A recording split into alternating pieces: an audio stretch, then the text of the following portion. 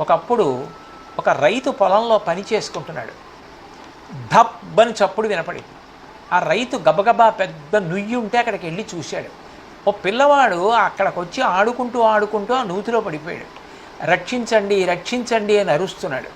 ఆ పిల్లవాడిని నూతిలోంచి పైకి తీశాడు.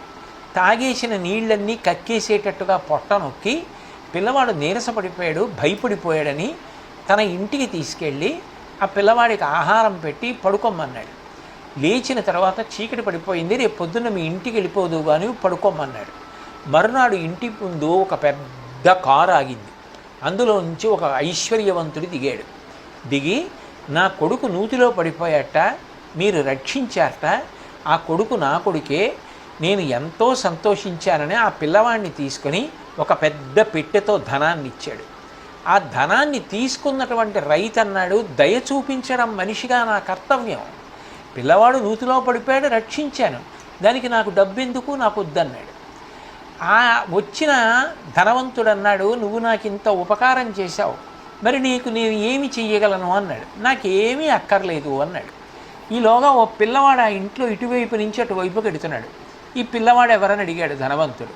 ఈ పిల్లవాడు నా కొడుకే అన్నాడు. ఏం చదువుతున్నాడు అన్నాడు. చదివించలేక చదువు ఆపేశానా పిల్లవాడికి అన్నాడు. ఒక పని చెయ్యి, నువ్వు నా కొడుకుని రక్షించావు, నీ కొడుకుని నాతో పంపించు, నేను చదివిస్తానని ఆ పిల్లవాడిని తనతో తీసుకెళ్ళాడు ధనవంతుడు. తీసుకెళ్ళిన తరువాత ఆ పిల్లవాడిని బాగా చదివించాడు. ఇద్దరూ పెద్దవాళ్ళు అయ్యారు.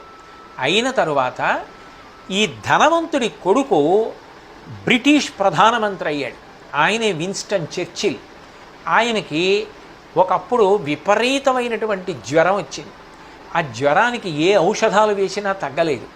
అప్పుడు ఏ రైతు పిల్లాన్ని పెంచి పెద్ద చేశాడో అతను పెద్ద శాస్త్రవేత్త, వైద్యుడు అయి పెన్సిలిన్ కనిపెట్టి ఈ విన్స్టన్ చర్చిల్కి వైద్యం చేసి తగ్గించాడు.